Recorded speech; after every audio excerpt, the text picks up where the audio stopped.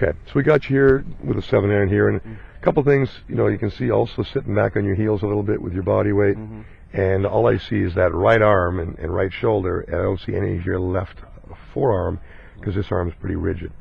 So you want to be able to soften that right arm, almost tuck it in, and it can almost fold, because you want it to be tucked in so it'll fold naturally like a waiter holding a plate when you make your turn anyways in one piece.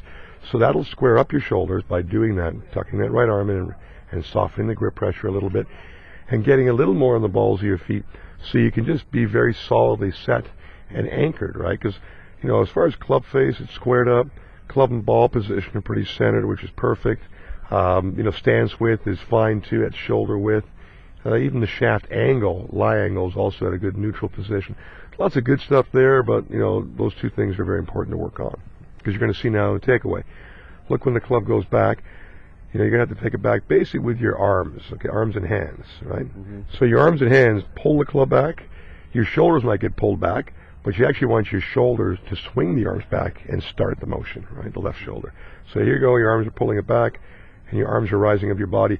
And a very good sign visually that you can see in your body that your arms are taking the club back is look how your legs spread apart at the knees, okay, as you go back. See that daylight? See your mind stay a little quieter? Right. Because if your arms pull the club back, everything's unwinding, unraveling.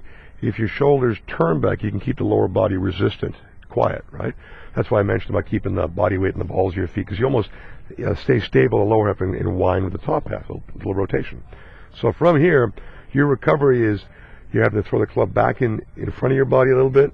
You can see that kind of over the top, reflexing the right knee, and then getting the left hip out of the way so you can extend your arms and square up down the target line.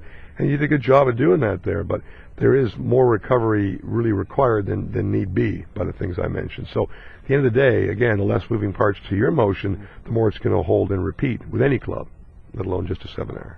Okay? All right.